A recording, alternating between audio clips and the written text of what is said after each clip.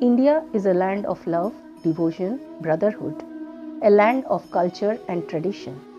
Respecting each other's tradition and culture, we celebrate many festivals here, and it's not wrong to say it's the land of festivals.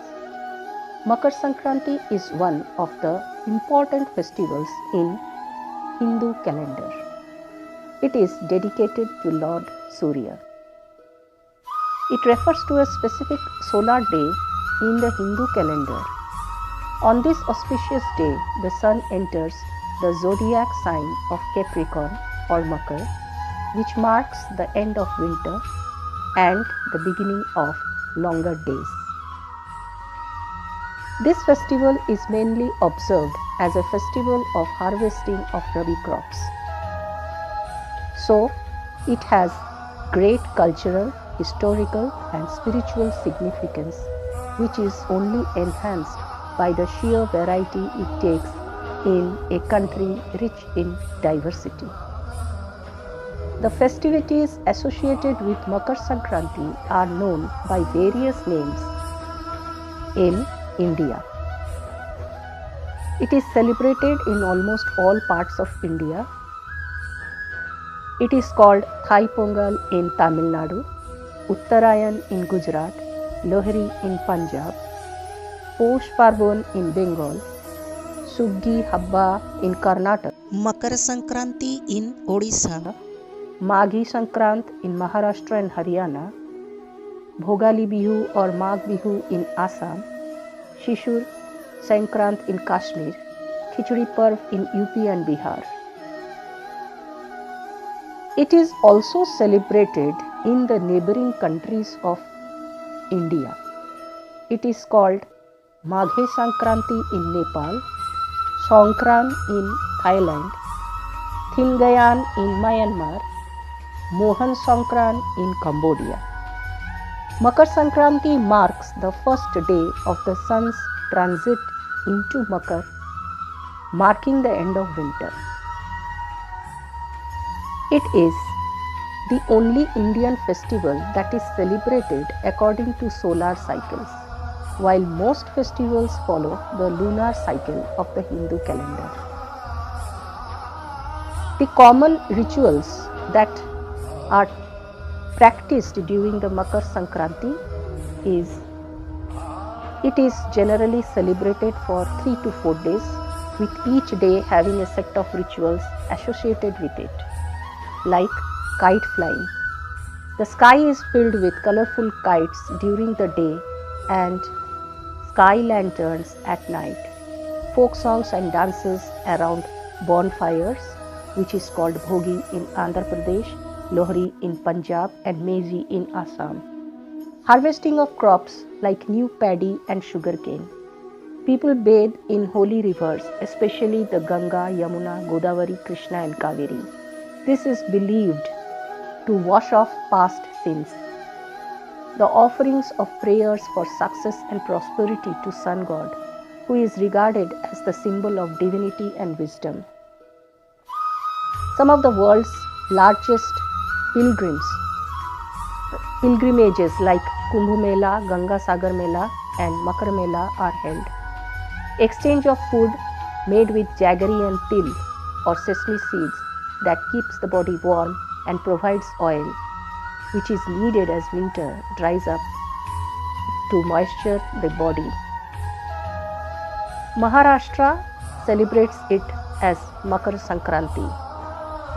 They exchange tilgur as token of goodwill. People greet each other and they spend a happy day. Women come together and perform a special Haldi Kumkum ceremony. Makar Sankranti in Gujarat is known as Uttarayan and is celebrated for 2 days. The first day is Uttarayan and the next day is Vasi Uttarayan. People celebrate it with flying kites and preparing undhiyo, a spicy curry made with winter vegetables, chikkis or sweets made with til, peanut and jaggery. In Andhra Pradesh, Makar Sankranti is celebrated for 3 days. In Punjab, Makar Sankranti is known as Lohri. The people fondly sing the famous folk songs. In Karnataka, Makar Sankranti is celebrated with a ritual called Illu Virodhu, where women exchange regional delicacies made using freshly cut sugarcane, sesame seeds, jaggery, and coconut.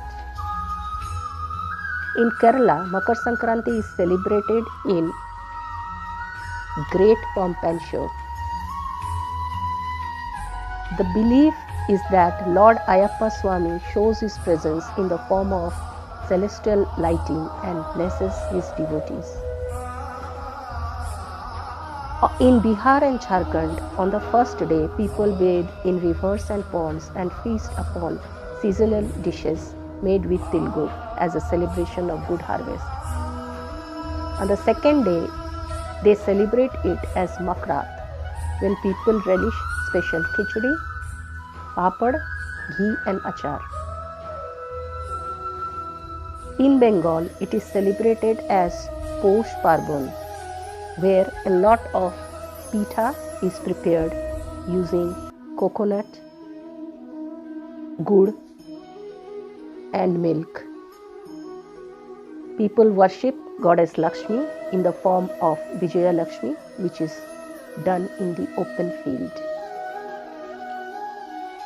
This festival teaches us many things like friendship, brotherhood, sharing and caring, charity, feeding birds and animals, fun, to be together, eating, especially til, that is very beneficial for health. It spreads love, positivity and happiness. So let us all celebrate the festival as it also shows that India is a land of diversity. It is unity in diversity. Thank you. Hari Om. Every year, on 14th January, India welcomes a wave of festive cheer across the country, that is Makar Sankranti. As per the Vedas, Sankranti deciphers the movement of sun from one Rashi to the next. There are 12 Rashis, hence there are 12 Sankranti in a year. The most auspicious Sankranti is Makar Sankranti or Pausha Sankranti. It is aligned with solar cycle. From this day, northward migration of the sun, that is also known as Uttarayan, starts. And on this day, the sun enters the zodiac sign Capricorn or Makar Rasi. It marks official end of winter and beginning of spring. The sun stands for Prataksha Brahma, who is the giver of knowledge, spiritual light and wisdom. In Vedic times, Uttarayan was known as Devayan. From Makar Sankranti, all auspicious work starts. Pitamaha Bhisma of Mahabharata, who had the boon of Ichha Mrityu, chosen to leave his mortal coil on this auspicious day. He fell to the arrows of Arjuna during the great war of Mahabharata and waited till Makar Sankranti to discard his mortal coil. It is believed that those who die in this period, that is during Uttarayan, have no rebirth. They get a position in Krishna Lok. Mythology says Mata Yashoda kept fast to have Lord Krishna as her son. On this day, Ganga followed Bhagirathi Muni and met the ocean. Devotees take bath in Ganga Sagar on Makar Sankranti to get liberated. The Purana says that on this day, the sun god visits the house of his son Shani, who is the lord of Makar Rashi. This day symbolizes the importance of special relationship of father and son. It is the son who has the responsibility to carry forward his father's dream and the continuity of the family.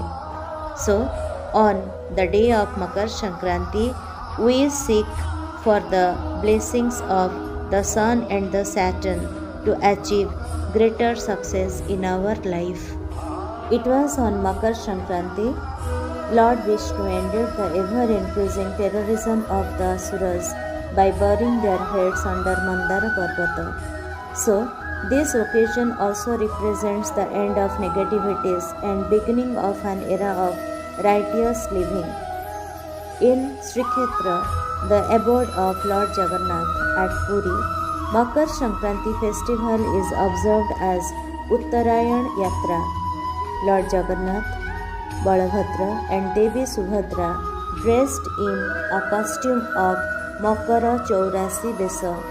They wear Makara Chula, a sort of headgear, a special kind of sweet dish known as Makara Chaula, prepared with newly harvested rice, jaggery, grated coconut, banana, chena, khua, various fruits, dry fruits, and milk.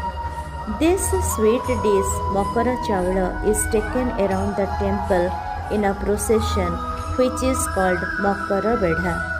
Science says it is eaten for better digestion to keep us active with the rising temperature. Makar Sankranti, apart from being a harvest festival, is also regarded as the beginning of an auspicious phase of Hindu culture.